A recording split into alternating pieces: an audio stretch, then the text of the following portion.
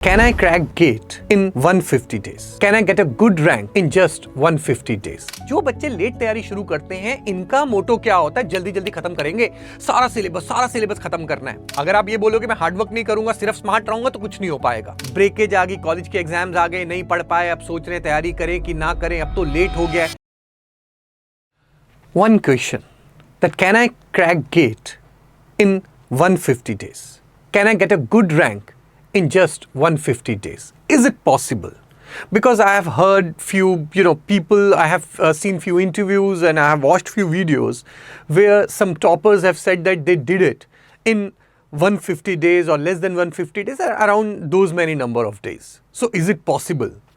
Yes, it's possible, but there is a caveat.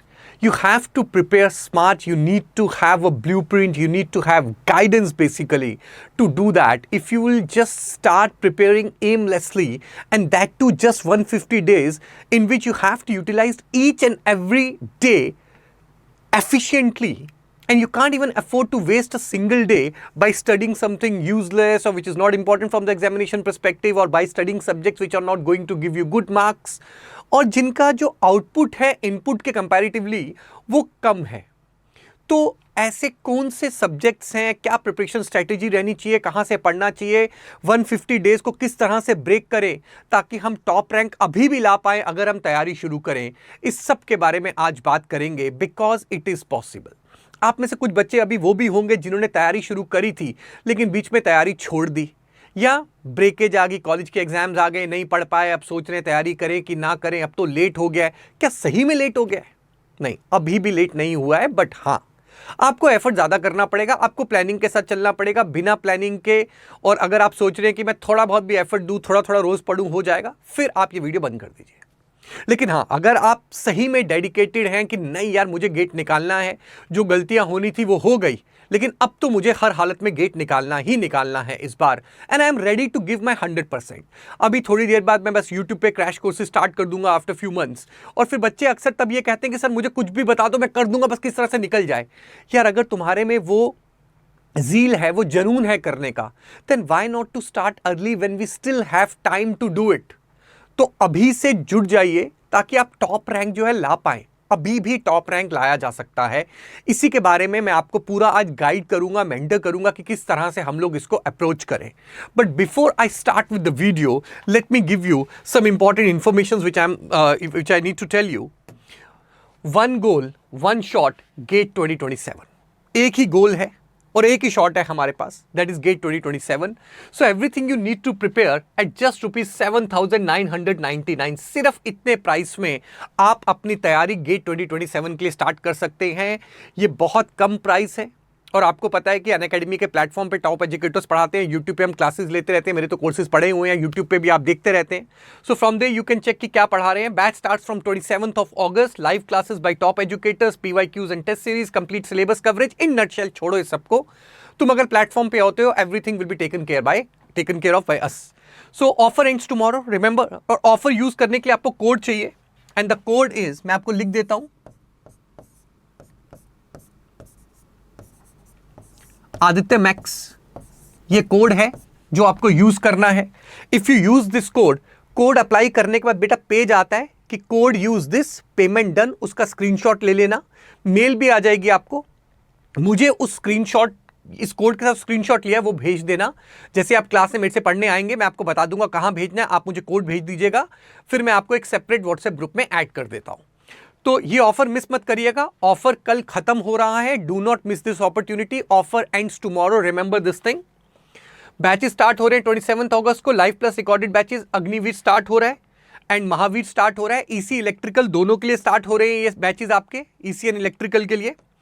तो आप इनको मिस मत करिए, स्टार्ट करिएगा। और एक बार आप प्लेटफॉर्म का एक्सेस आपको मिल जाता है, then you can study anything on the platform. आप मेरे रिकॉर्डेड कोर्सेज, मैं भले उस बैच में नहीं भी किसी और बैच में कुछ पढ़ा रहा हूं, अब वो भी मेरे से आके पढ़ सकते हैं। तो पूरा प्लेटफॉर्म ओपन हो जाता है आपके लिए।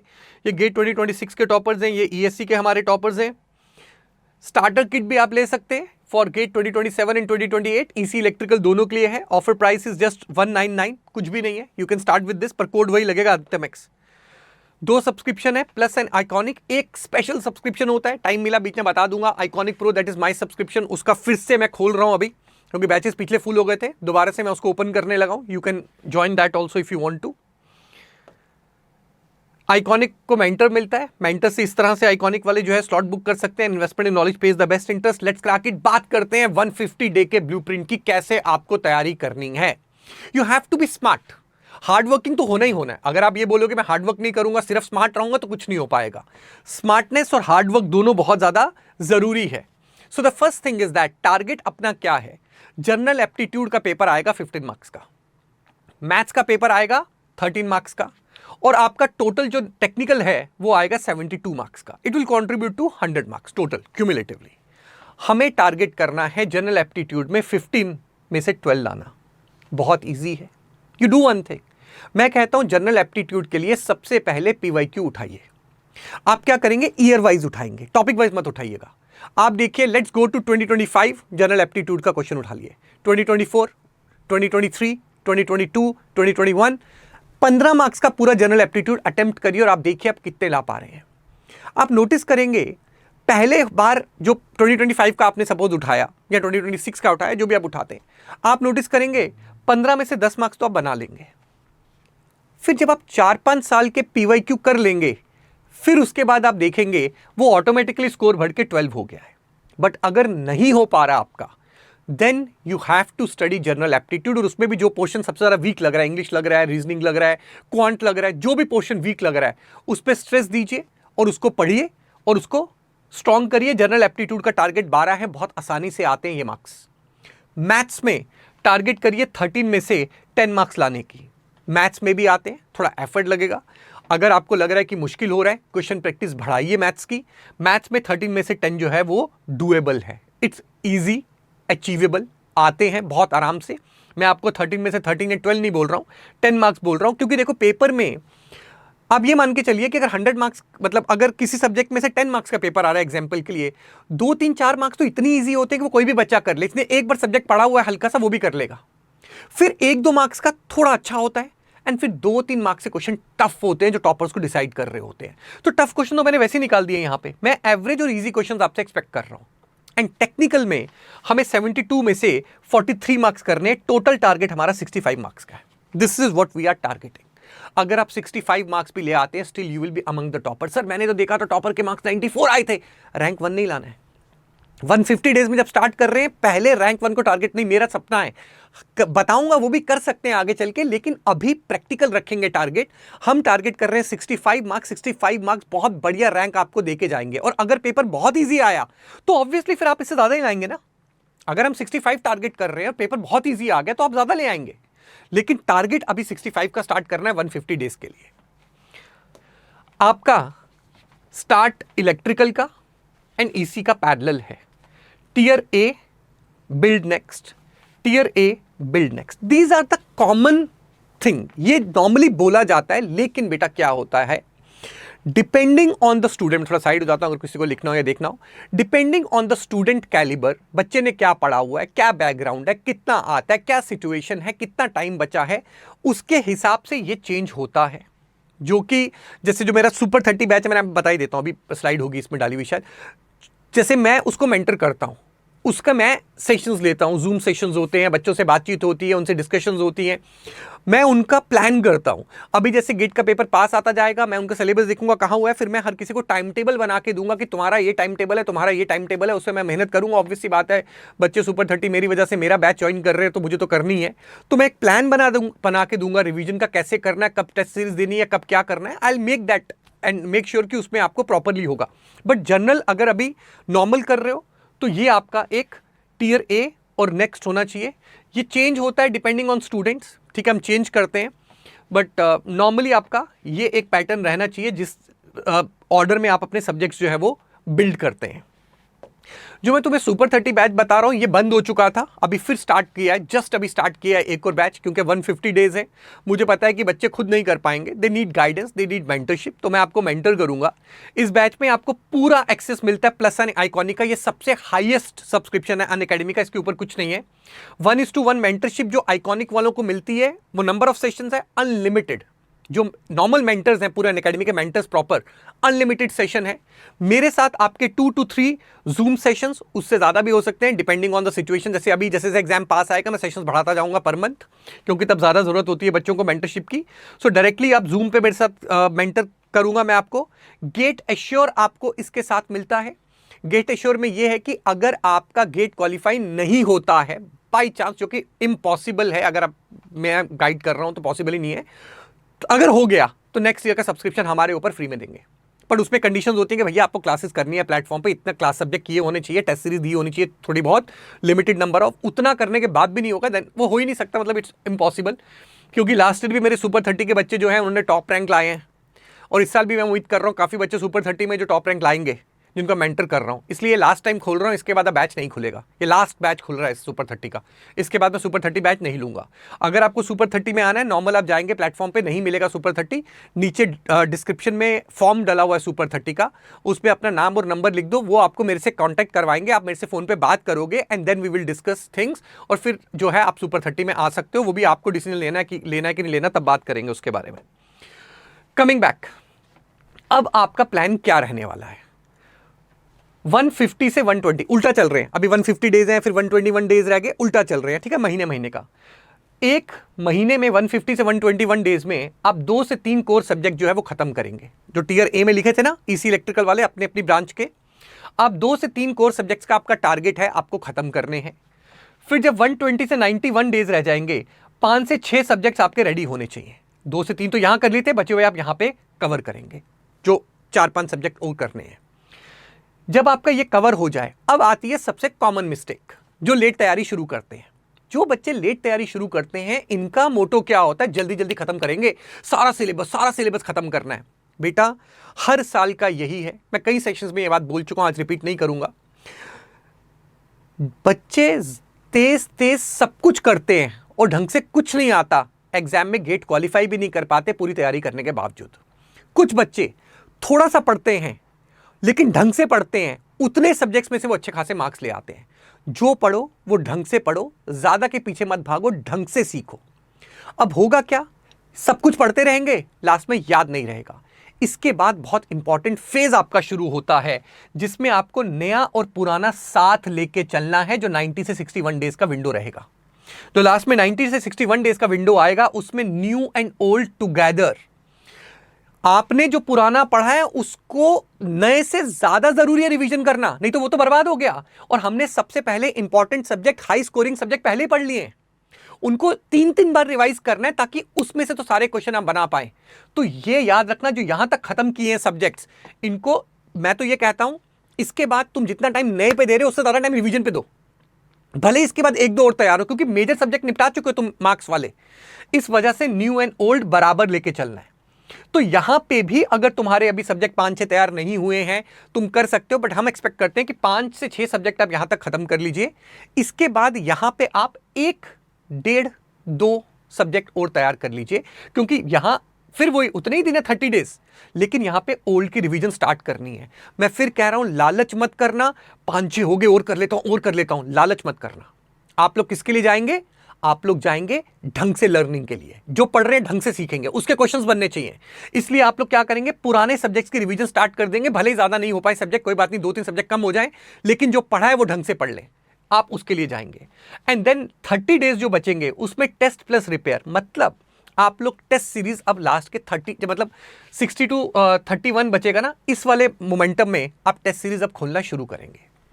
अभी भी आप नए सब्जेक्ट पढ़ेंगे, ऐसा नहीं है बंद कर देंगे, यहां पे भी नए सब्जेक्ट पढ़िए आप लोग, कोई मना ही नहीं है, रीड न्यू सब्जेक्ट्स, बट पुराने को सबसे ज्यादा टाइम देना है उस समय रिवाइज करने के लिए, ताकि पुराना ना भूले किसी भी हालत में।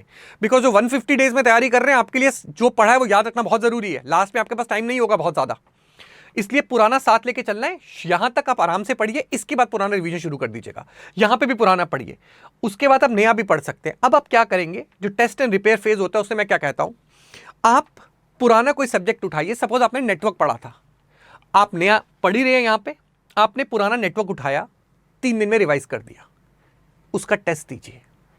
टेस्ट देने के बाद टेस्ट को एनालाइज कीजिए, मैं आगे बताऊंगा थोड़ा सा, अदरवाइज मैंने एक वीडियो बनाई हुई है मॉक टेस्ट एनालिसिस कैसे करना है, नीचे वीडियो सेक्शन में जाइए, आपको दिख जाएगी, वो पक्का देखिएगा, क्योंकि खाली टेस्ट देना जरूरी नहीं है, टेस्ट देके एनालाइज नहीं किया तो मत ही दो टेस्ट, सिंपल सी बात है। तो आप उसका टेस्ट दीजिए, टेस्ट देके टेस्ट में देखिए कि क्यों जो मार्क्स गए मेरे वो कहां कहां गए, उसको मैं कैसे बचा सकता था। अब बात करेंगे इसके बारे में थोड़ी देर बाद। और फिर नया सब्जेक्ट थोड़ा सा पढ़िए।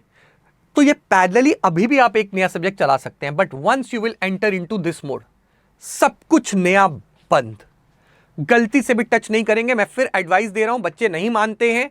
150 डेज में जब आप कर रहे होगे 100% लास्ट में जाके आपका एक दो सब्जेक्ट अभी भी बचे हुए होंगे और आपको क्या लगेगा मैं कर लेता हूं। कुछ भी बचाओ, एक बचा है, दो बचा है, तीन बचे, चार बचे, 5 सब्जेक्ट बचे हैं, तब भी आप नया सब्जेक्ट नहीं पढ़ेंगे। लास्ट का जनवरी का जैसे ही महीना आएगा आप बिल्कुल बंद कर देंगे नए सब्जेक्ट, कंप्लीटली बंद। नया सब्जेक्ट पता ही नहीं है हमें, जो पढ़ा है बस वही पता है। उसकी आप रिवीजन और मॉक्स देना धड़ाधड़ शुरू कर देंगे। आप सब्जेक्ट रिवाइज करेंगे, मॉक रिवाइज करेंगे, मॉक रिवाइज करेंगे, मॉक। 3 सब्जेक्ट कंबाइन हुए, मल्टी सब्जेक्ट देंगे, मॉक। फिर नया सब्जेक्ट, मॉक मॉक मॉक। फिर 3 को क्लब करेंगे, मॉक टेस्ट। इसी तरह से आप चलते जाएंगे और सिर्फ रिवीजन रट लेंगे। अपने जो सब्जेक्ट आपने यहां पे तैयार किए थे इसमें आप रट लेंगे। मैं आपको बता रहा हूं, आप ये सिंपल सा प्रोसीजर फॉलो करिए, आप टॉप रैंक लेकर आएंगे, विश्वास रखिए। स्टूडेंट्स नहीं मानते हैं, यहां पे फालतू की चीजें करते रहते हैं। अभी मैं और बताऊंगा इसके बारे में, ध्यान से सुनिएगा। ये करते रहते हैं, ओल्ड सब्जेक्ट पढ़ते नहीं है, पहले नया पढ़ लूं फिर करूंगा। बात नहीं मानते हम लोगों की, ये सब काम करते हैं and then they suffer obviously. इसलिए याद रखना है, पुराने सब्जेक्ट साथ लेके चलने हैं और लास्ट में रिविजन बहुत ज्यादा जरूरी है। तो अब जैसे ये एग्जांपल दी हुई है, do not collect 10 half finish subjects, पढ़ने हैं जो ढंग से करो। 5 से 6 स्कोरिंग सब्जेक्ट जो है वो तैयार करिए। तो मैं तो आपको बोलता हूँ जनरल एप्टीट्यूड्स और मैथ्स ये तो हर एक में रहना ही रहना चाहिए। बाकी अगर आप नेटवर्क, मशीन, पावर सिस्टम और कंट्रोल सिस्टम भी ऐड कर लेते हैं, आप अच्छे खासे सब्जेक्ट तैयार कर चुके हैं। इसी की अगर हम बात करें, ये तो होना ही चाहिए, इसका हम कुछ नहीं कर सकते, ये तो मस्ट है। इसके बाद आप नेटवर्क, सिग्नल, कंट्रोल, एनालॉग ये करते हैं, बहुत ज़्यादा आपका कवर हो जाता है। डिजिटल छोटा है, इजी है, आप ये भी कर सकते हैं। So what I am trying to tell you कि आप इस ऑर्डर में पढ़िए। न्यू कंटेंट लास्ट में जाके मैंने क्या बोला, जब 90 से 61 डेज है, new content should be less than और equal to old revision plus PYQ. मतलब ऐसा नहीं होना चाहिए कि पुराने सब्जेक्ट की रिवीजन बिल्कुल कम कर रहे हैं, नया पढ़े जा रहे हैं। मैंने क्या बोला, लास्ट में 90 to 61 में क्या आएगा, जितना नया पढ़ रहे हैं उससे ज्यादा पुराने की रिवीजन चलेगी। ध्यान रखना, तभी वो शुरू के फेज में सब्जेक्ट याद करने, जल्दी जल्दी खत्म करने, फिर यहां पे रिवीजन और वो सब कुछ स्टार्ट हो जाएगा। तो मैंने आपको बता दिया है, लास्ट का जो फेज आएगा 60 to 31 डेज का, जहां पे आप पुराने सब्जेक्ट रिवाइज करके उनके टेस्ट सीरीज शुरू कर चुके होंगे, सब्जेक्ट वाइज टेस्ट देंगे, टेस्ट को एनालाइज करेंगे, एनालाइज करने के बाद प्रॉब्लम्स को फिक्स करेंगे और फिर रीटेस्ट देंगे। रीटेस्ट कब होगा, 30 से 1 में। रीटेस्ट तब मैंने बताया था ना, 30 से 1 में फिर से रिवीजन करके देना है, तब रीटेस्ट करेंगे। तो अब आपने क्या किया, जब आपने एनालाइज किया, एनालिसिस में आप देखेंगे क्वेश्चन सॉल्व करने में मेरे से कॉन्सेप्चुअल मिस्टेक हुई, या क्वेश्चन सॉल्व करने में मैं रिकॉल नहीं कर पा रहा हूं इस पर्टिकुलर टॉपिक के फॉर्मूले या पर्टिकुलर टॉपिक के कॉन्सेप्ट्स, या फिर मैं सिली या कैलकुलेशन मिस्टेक्स कर रहा हूं, या मैंने टाइम ज्यादा ले लिया, मैं टाइम पे पेपर खत्म नहीं कर पाया, लास्ट में पैनिक हो गया क्योंकि शुरू में ज्यादा टाइम लगा दिया था, या मैंने गेस वर्क किया कुछ क्वेश्चंस में और वो गड़बड़ हो गया। आप ये एरर लॉग बनाएंगे, वो मॉक वाला how to analyse mock test, वो देखिए, उसने पूरा बताया एरर लॉग कैसे बनता है। ये सारे मिस्टेक्स जो हैं आप वहां पे लिखिए, कॉपी के पीछे नोट डाउन करिए कि इस पर्टिकुलर टॉपिक के मैं फॉर्मूले भूल रहा हूं, इस पर्टिकुलर टॉपिक के कॉन्सेप्ट मुझे याद नहीं रह रहे, मैं रिकॉल नहीं कर पा रहा हूं, मैं सिली मिस्टेक्स कर रहा हूं, मैंने कैलकुलेशन मिस्टेक्स कर दी, किस तरह की कैलकुलेशन मिस्टेक करी, इन चीज़ों पे थोड़ा सा ध्यान दीजिए और ये कॉपी के पीछे एरर लॉग बनाइए, ताकि जब अब आप नेक्स्ट टाइम 30 to 1 डेज वाले में जाएंगे, वहां पे आप पहले एरर लॉग पढ़ेंगे और उसको फिक्स करेंगे। So you fix your problems and then you will go for the retest again और देखिए इंप्रूवमेंट हुई कि नहीं हुई। तो आप शॉर्ट नोट्स जब 30 to 1 डेज रह जाएंगे, short notes, PYQs, mocks, error log, इन सब चीज़ों पे ध्यान देंगे। मैंने आपको बताया नए रिसोर्सेज का बिल्कुल फॉलो नहीं करेंगे। दूसरी चीज़ मैं बताना भूल गया, बेटा एक रिसोर्स पकड़ना है बस और उसको होल हार्टेडली फॉलो करना है। जगह जगह डिफरेंट रिसोर्सेज नहीं पकड़ने हैं, डिफरेंट रिसोर्सेज पे ध्यान नहीं देना है। मैं यहां से पढ़ लूं, मेरा दोस्त कह रहा है वो नोट्स मिले हैं, वो किताब मिली है, वो क्वेश्चन बैंक मिला, कुछ नहीं। एक टीचर से पढ़िए, एक क्वेश्चन बैंक यानी पीवाईक्यू, बस एक टेस्ट सीरीज अनअकैडमी की प्रॉक्टर टेस्ट सीरीज है, एजुकेटर ने बनाई है, one of the best test series है। गेट के पेपर की तरह आप आगे पीछे झांकेंगे तो वहां पे वार्निंग आने लग जाएगी, ज़्यादा वार्निंग का पेपर बंद हो जाएगा, नकल नहीं मार सकते हो। प्रॉपर गेट के एनवायरनमेंट की तरह पूरा वो पेपर टेस्ट सीरीज है, तो वो प्रॉक्टर टेस्ट सीरीज ले लेना और उस प्रॉक्टर टेस्ट सीरीज को यूज करना। That is the best test series. मैं फिर कह रहा हूं, आप लेके देख लेगा, समझ में आ जाएगा आपको। तो टेस्ट सीरीज देनी है जो कि बहुत ज्यादा जरूरी है। पीवाईक्यू क्वेश्चन बैंक है आपका, और सिर्फ एक टीचर के नोट्स फॉलो करने हैं बस। 10-10 जगह के रिसोर्सेज नहीं पढ़ने हैं, बुक्स का पढ़ने का टाइम नहीं है। जो टीचर पढ़ाएंगे आपको वही करना है। तो 5 से 6 स्कोरिंग इलेक्ट्रिकल ईसी के सब्जेक्ट टेस्ट रेडी होने चाहिए मिनिमम। ज्यादा हो तो बेटर है, मिनिमम इतने होने चाहिए। General aptitude plus engineering maths are active every week, तो आप पैरेलली चलाएं या इनको पूरा एज अ सब्जेक्ट लेके निपटाएं, आपकी मर्जी है। पीवाईक्यू सॉल्व करने हैं टॉपिक वाइज और उनको रिवाइज करना है। रिवाइज पीवाईक्यू क्या करने होते हैं, जब पहली बार आपने सपोज ट्रांजिएंट सॉल्व किए क्वेश्चंस, आपने ट्रांजिएंट में लेट्स से सपोज 80 क्वेश्चंस थे, आपने 80 क्वेश्चन सॉल्व किए। 80 में से 25 क्वेश्चंस कुछ ऐसे होंगे जो आपसे नहीं बने, या बने लेकिन मेथड उल्टा पुल्टा लगाया, पीछे देख के पता लगा अच्छा ऐसे सॉल्व करना था, या सॉल्यूशन में बहुत जबरदस्त तरीका पता लगा। उन क्वेश्चन को टिक कर लीजिए। फिर जब आप रिवीजन कर रहे हैं, सिर्फ उन्हीं क्वेश्चन को रिविजिट करिएगा जो पहली बार में नहीं बने या जिनमें कुछ अच्छा आपको दिखा था, वो टिक करके रख लीजिएगा। 3+ रिवीजन टचेस बिफोर एग्जाम, मतलब देखो मैंने क्या बोला आपको, रिवीजन करनी है 90-61 फेज में, 60-31 फेज में, 31 फेज में।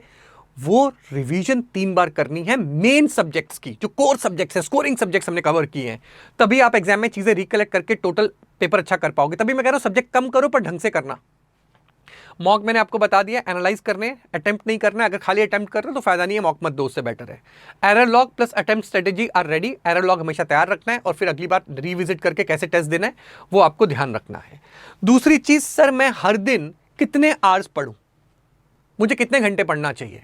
बेटा अब तो ऐसा है, जितना टाइम मिलता है पढ़िए। मतलब at the end of the day आपको यह नहीं लगना चाहिए कि मेरे पास टाइम था पर मैंने आज वेस्ट किया। At the end of the day आपको यह लगना चाहिए कि जितना टाइम था मैंने आज जुडिशियसली यूज किया। कोई जॉब जा रहा है, जॉब के बाद टाइम जुडिशियसली यूज किया। कोई कॉलेज जा रहा है, कॉलेज के बाद टाइम जुडिशियसली यूज किया। कोई फ्री है पूरा दिन मैंने जुडिशियसली यूज किया। That is very important. तो प्रॉपर तैयारी करिए। मैं आपको पूरा समझा चुका हूं। If you have any query you can put it in the comment section. And one more thing, मैं जनरल बता रहा हूं, as an elder brother advice दे रहा हूं, तुम भी समझदार हो।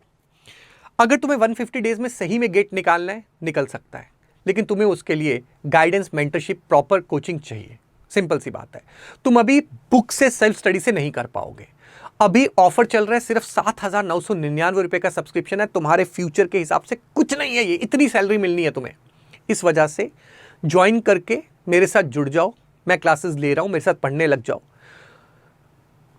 मेजर सब्जेक्ट में तुम्हें बता रहा हूं, लास्ट ईयर भी ये हुआ है, बच्चों ने कुछ सब्जेक्ट्स पढ़े थे जो मैंने पढ़ाए थे, 4-5 सब्जेक्ट, उन्हीं से वो अच्छा खासा रैंक ले आए। वो छोड़ो तुम की मार्क्स या गेट क्वालिफाई किया। दैट्स वाई कोचिंग ज्वाइन कर लो, प्रेफरेबल है। अगर नहीं कर पा रहे हो, maybe some reason, I don't know, तो नोट्स अवेलेबल हैं हमारे जगह जगह। मेरे क्लास नोट्स या कुछ करके कम से कम उनको पढ़ के उनसे तैयारी करना। बुक से तुम नहीं पढ़ पाओगे। क्लास में जैसे मैंने सपोज कंट्रोल सिस्टम अभी मैं पढ़ा रहा हूँ, तो कंट्रोल सिस्टम जो मैं पढ़ा रहा हूँ एक बुक नहीं है, नॉर्मन नाइस, ओगाटा को, मतलब 5-6-7 किताबें मैंने पढ़ी हैं। उन सब बुक्स में जो कुछ था उसको सिंप्लीफाइड लैंग्वेज में, क्योंकि तुम्हें समझ ही नहीं आएगा कंट्रोल सिस्टम जब तुम पढ़ोगे किसी फॉरेन ऑथर की बुक से या अच्छी जगहों से। अभी एनालॉग स्टार्ट करूंगा मैं, इसके बाद जो प्लान किया मैंने। एनालॉग तुम सोचोगे, तुम खुद पढ़ोगे मिलमैन हेल्थकेयर से, समझोगे तुम्हें नहीं आएगी कमांड। तो तुम्हें टीचर के सिंप्लीफाइड नोट्स, और जहां पे मैंने सारे इंपॉर्टेंट क्वेश्चंस इकट्ठे करके डाल दिए और हर साल लगभग पूरा नोट्स में से पेपर आ रहा है, तो प्रोबेबिलिटी बहुत बढ़ जाएगी। इसलिए नोट्स ले लेना अगर कोचिंग नहीं कर पाए। कोचिंग करना बेस्ट है क्योंकि नोट्स में बहुत चीजें समझ में नहीं आएंगी, बट स्टिल बुक से पढ़ने तो फार बेटर वही है। तो I wish you all the best. बढ़िया से पढ़ाई करिए, it's doable. Have faith in yourself, trust me. हर साल बच्चे करते हैं, आप लोग भी कर सकते हैं। 150 डेज सफिशिएंट है गेट निकालने के लिए, अगर आप डेडिकेटेडली जुट जाएं और जो मैंने बताया है उस प्लान के थ्रू तैयारी करें। एक ही रिसोर्स फॉलो करें, पीवाईक्यूज लगाएं, टेस्ट सीरीज लगाएं, रिवीजन का ध्यान दें।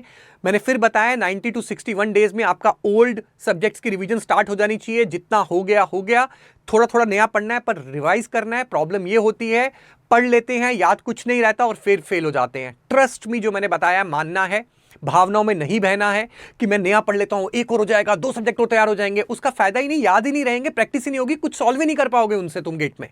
इस वजह से जो पढ़ना वो ढंग से पढ़ना। So best of luck everyone, take care.